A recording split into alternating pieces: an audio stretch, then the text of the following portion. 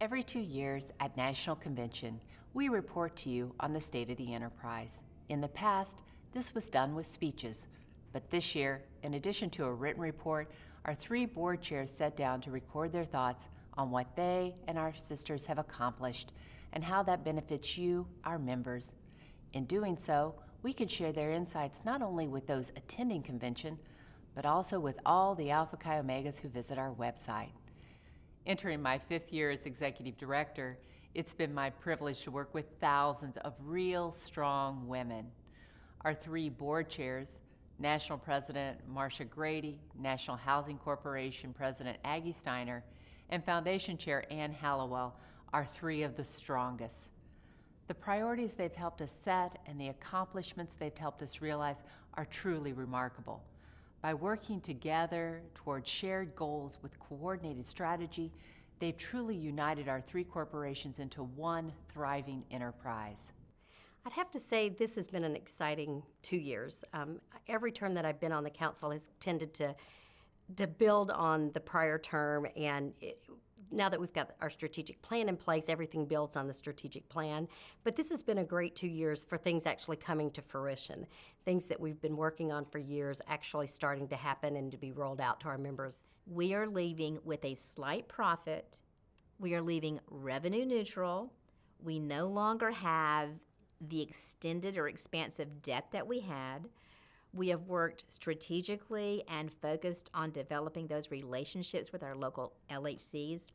We have worked on strengthening not only the bottom line financially, but the bottom line with the reputation that the NHC has in being able to work with you. We've worked, I think, wisely with our local LHCs to determining what they need and how we can help. We have financial plans. We have business plans. We have designers. We now have preferred vendors. We have a controller. We have we've elevated it to a true professional operating strategic board. The state of the foundation today is strong. The number of our donors is up. Even during turbulent economic times, they were there to support us. The number of donations is up. The amount of donations is up. We have new young donors. We are finding we have donors who have never given before. And of course, we have what we affectionately call our tried and trues, who continue to give, and they continue to often raise the amount of their donations. I think Alpha Chi Omega is in a great place. We've accomplished so much over the last 2 years, the last 10 years, the last 20 years. But we're in a really good place. We have a strategic vision that makes sense, that I believe will ensure that we are continuing to provide a high-quality transformational experience to our members. And we've made that strategic vision part of how we operate on an everyday basis. We're making it part of how our collegiate chapters operate on an everyday basis. And we're delivering on the promises that we've made in that strategic plan. We've looked at what's important to our members. We've looked at what's important to our growth, and we're investing in the staff, the training, and the volunteers to ensure that we continue to meet those goals. To understand the state of the enterprise is to understand the 5 R's of our strategic plan. This model provides an easy way to remember what all 3 of our corporations working together strive to accomplish.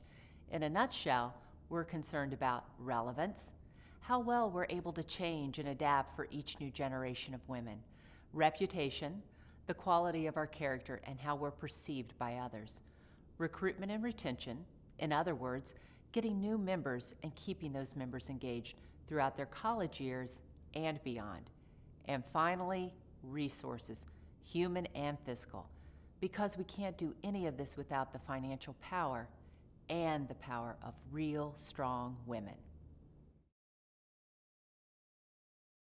One of the most exciting things is where we are with the My Journey program. We've been talking about a 4-year member experience and a 4-year member education program for a long time, and we'd spent a lot of money and time on research and in developing just the right programs and in testing those programs. And we're through with our testing, and we're now ready to roll that program out. And so it's been exciting to see the feedback from the chapters who've been involved in the pilots that they've really seen a difference in how their chapter works together. We want our members to have a wonderful experience. We want them to have the same experiences that we had and even more. And those needs do change over time because life changes. What was relevant when I was in college is not the same as what is relevant today or what may be relevant in 10 or 15 years. So we always need to look at programming opportunities, leadership opportunities, that type of thing that are relevant to the members we have, both collegiate and alumni. The reason Alpha Chi Omega is still around 125 years after its founding is that it is relevant. But every year, what our members need changes. So we need to be able to respond to that and provide things to them that they won't get in other places, particularly during their college experience. And My Journey does that. We look at all areas of the young woman's life and what do we need to teach her so that she understands how to implement the values of wisdom, devotion, and achievement in her daily life, whether that's as a freshman learning to be part of the college experience or as a senior as she's preparing to go out and be a member of the community, be a career person, or to be a mom or a wife, all of the things that we talk about in our ritual. Our founders had a vision, and their vision was to change their lives and become real strong women. And the fraternity still has that vision today, and the foundation helps through programming, scholarships, and that thing to fulfill that vision to our members. One of the things that I have been struck by in the last several years since we rolled out our Real Strong Woman brand is we didn't want it just to be a tagline. And I do think people see us as real strong women. I think it really is who we are. At the national level, I think we're noted as being progressive, being willing to buck the system where we need to move the system forward. We're willing to state what we believe and to stand by what we believe. And I think our chapters, for the most part, live pretty consistent with that on their college campuses. It looks a little different at my alma mater, the University of Alabama, than it does at an MIT or at some of our West Coast campuses. It looks different in all those places. But the common element really is that, for the most part, we're known as the people who do the right thing, stand up for what we believe in, promote women's values, and don't live based on the stereotypes of the past. And that is consistent with our Real Strong Women brand. You know, I think home is always where the heart is, and for Alpha Chi Omega's, home is always your chapter. And people do say, well, if I give to the foundation, how is it going to go back to my chapter? And in so many ways, Leadership Academy, when those young women from your particular chapter attend Leadership Academy, they take what they've learned back to their chapter. And when they take that back to their chapter, it makes their chapter stronger. And a stronger chapter has a better reputation on their campus. More women would like to join. So they do join Alpha Chi Omega. It makes, again, a stronger chapter, better resources. Housing is important to recruitment and retention because it is our first impression. We have a valuable asset in the woman who wears our badge, but the reality is the asset of the house is also as important. When you are standing outside of the facility or the house for that first time in recruitment, and the appearance of the house is the first thing that you see, it needs to be welcoming, it needs to be warm, it needs to be engaging. When those doors open, you already need to have had that first impression from the house for the women that come out. So for me, as if I were a collegian and even as an alumni, it's not the ownership issue, it's the facility pride issue. For Alpha Chi Omega, reputation is more than an organizational issue. In fact, our national reputation depends on the reputation of each individual chapter, each individual house, and each individual member. That's why we've launched a new housing accreditation program to make sure all our facilities are as strong as our brand. It's also why, on rare occasions, our National Council has to make some difficult decisions. The housing certification program will allow and encourage self-assessment. When you go through the paperwork and you look at the process, we actually ask you to identify your needs and requirements regarding your budget, regarding your maintenance agreements, regarding your occupancy requirements. So by filling out the self-assessment, you're going to have a very clear picture of what it is you have, and then you're going to be able to understand where you need to be that premier living, learning environment. One of the things that I think plays into Alpha Chi Omega's reputation is that we need to be consistently living our values. We want to ensure that Alpha Chi Omega consistently on every campus delivers that same transformational experience that we believe is important. And not all of our chapters can do that. First of all, we want to make sure we do everything we can to bring those chapters to the place they need to be. And we have lots of resources that we can invest in doing that, and we've continued to grow those resources. But it's not always easy to be successful in those cases. And when that experience is still not there, we have to ensure that we do the right thing for the overall organization, particularly in the case of risk management.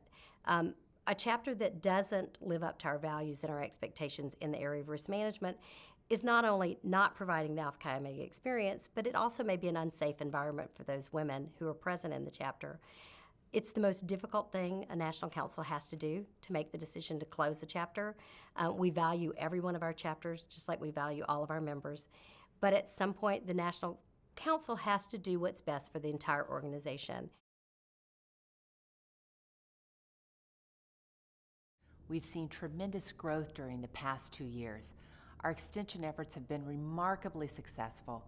We've already launched our newest chapter at High Point University in North Carolina. We've been selected to colonize new chapters at the University of North Carolina, Wilmington, and UNC Charlotte. And most recently, we've accepted an invitation to recolonize at the University of Arizona and won our bid to recolonize at the University of Arkansas. What's more, collegiate membership grew dramatically as the number of chapters reaching or exceeding quota. It's all part of a smart strategy of controlled growth that will pay dividends over time. One of the things I learned in working with different businesses as an employee and as a consultant is that if you don't grow, you die. It's been an explosive time of growth for the Greek community. We've had campuses who have increased the size of their new member classes over the past 5 to 10 years by 5, 10, 20, even in some cases even doubled the sizes. And if we're not able to keep pace with that, our sister groups are going to continue to progress and we're going to fall behind. So one of the things we wanted to do is position our chapters to be able to grow with that opportunity. And to do that, they need to know how do they go out and compete against other groups to attract the highest quality members possible who meet our membership criteria and who will be those real strong women of the future. This brings us to the fifth R, resources. On the financial side, we're pleased to report that despite a challenging economy, our membership growth, our generous donors, our careful investment strategy, and our wise stewardship have brought us to a good place. And as you'll learn at our foundation luncheon later today, we're about to launch a major funding initiative that will make us even stronger. During the downturn in the economy, when we all expected that we would see negative growth in our membership and possibly financial hits, we made some smart conservative choices on how we were going to budget, how we were going to account for the resources of the organization, but we also consciously decided that we weren't going to get into a scarcity mode and begin cutting and drawing back our services. We knew that we needed to continue to invest in the organization or we would see a downturn just like the economy. Contrary to what most everybody expected is we've seen an explosive growth in the Greek community on most of our campuses. So a lot of our chapters have been seeing growing numbers.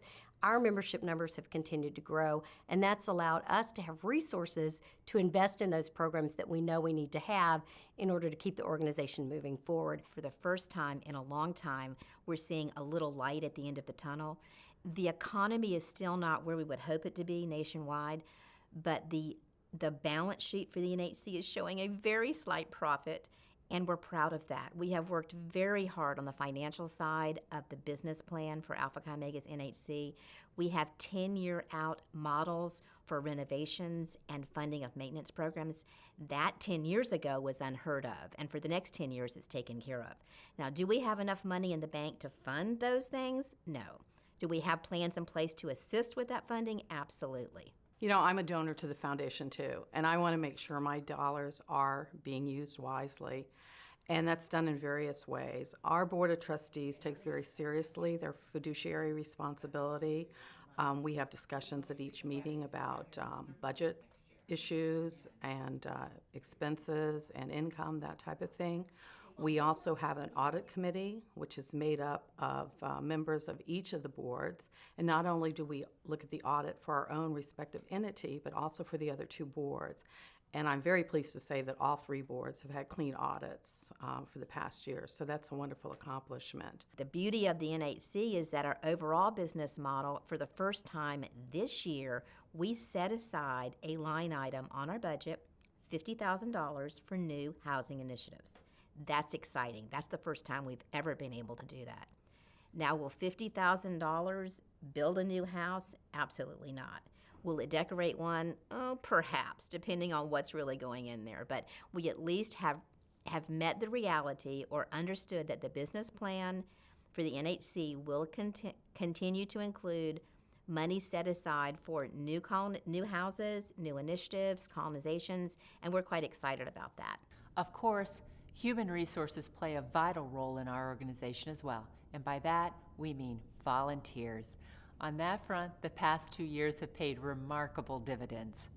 And there's so much work to be done in this organization. There's absolutely no way that we as a nonprofit organization could ever hire enough staff to do all the things that need to be done. And as a lifetime membership organization, why on earth would we want to? We recruit real strong women. We develop them to be even better, real strong women. And then we turn them off to the rest of the world to go out and make the world a better place. What we need to do is to use those same real strong women to help build the organization. And the way we keep those women engaged is giving them meaningful volunteer opportunities.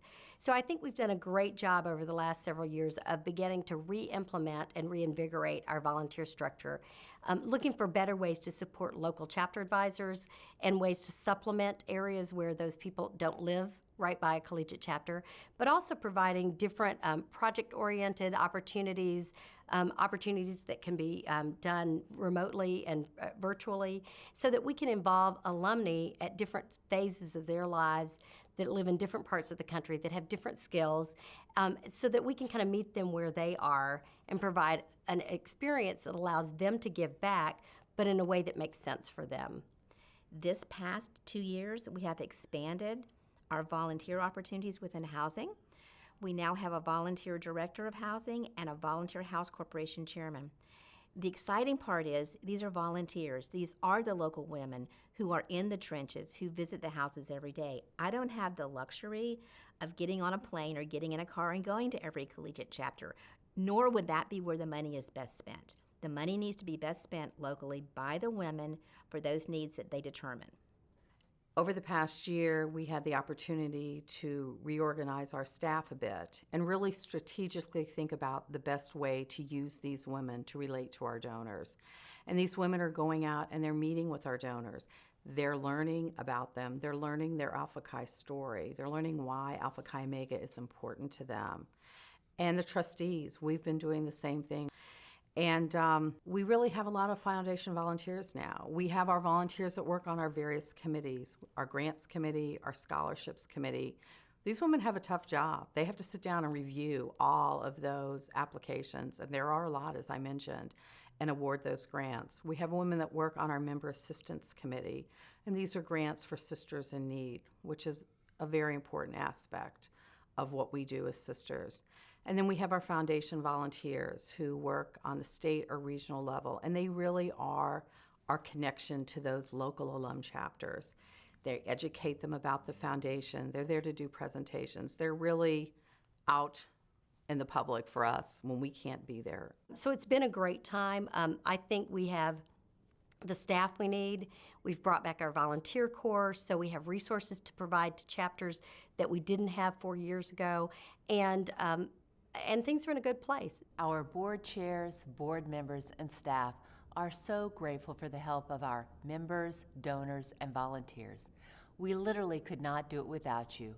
And if it sometimes seems that we're relentless in our requests for help, well, that's because we see so much potential in this organization and the women we serve, and so much we could do for you and for future generations if we only had the resources. But there's more that we need to do. Our My Journey program is fabulous, but in and of itself, it's going to be a journey. We can't create that program and expect it to stay relevant if we don't keep the programming relevant. A good example is Leadership Academy. Right now, we bring 2 members of each of our collegiate chapters, usually the president and another officer, together for leadership training. Our goal would be bring that entire executive board together for that leadership training. And that goes back to benefiting their chapter. It will benefit them in their personal lives, and hopefully it will benefit them as alumni and keep them connected back to their chapters as advisors or whatever.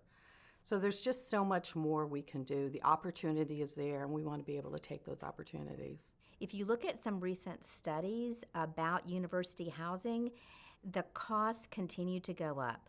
The average student today, whether she be an Alpha Chi Omega or an independent, is graduating with in excess of $22,000 in debt. And a lot of that is not tuition, it's also room and board. So Alpha Chi Omega's NHC has a responsibility to provide safe, affordable, and competitive housing for the university market. I think one of the dilemmas for Alpha Chi is part of what we teach our members is to be out in their communities and being supportive of different philanthropies in their communities. So it would be very easy to create a model where we teach our members how to go out and support other charities without reminding them that Alpha Chi Omega is our #1 charity. And the way we do that for our collegiate members is that the rest of us give back. We pay it forward so that other people in the future have the same experience that we had. Looking into the future, I would love to see the foundation have money so we can provide every experience we've had and more to those young women and little girls, most of whom we don't even know, who are going to end up pledging Alpha Chi Omega. And we want to be able to provide the programming that's relevant to their time in life. It's going to be different from what's relevant today or what was relevant when I was in school. And we need to have that funding, and we need to have that flexibility. All in all, it's been a busy, productive, and successful 2 years. And because our recent past has been so strong, our future is bright indeed. We are, of course, an organization steeped in the values and example of our founders, and we're blessed to be moving forward with the vision, hard work, and commitment of all the real strong women who share our symphony. One of the things that I've reflected on a lot as we passed our 125th anniversary is how our founders not only created this organization, but they also continued to work throughout their lives to keep it growing and vibrant and responding to changes. They didn't create things one way and leave them that way. They recognized that times were changing, particularly as the organization grew. And so as I think about that next generation of Alpha Chi Omegas, what are the things we can do to make sure that this organization is still around for them? I have a daughter who will be going to college in a few years, and I want her to have the same experience I had. And that doesn't happen by accident. We have to all work. It's not just the National Council's job. It's not just our staff. It's not just chapter advisors. It's not even just the current chapter members who have to do it. It's all of us.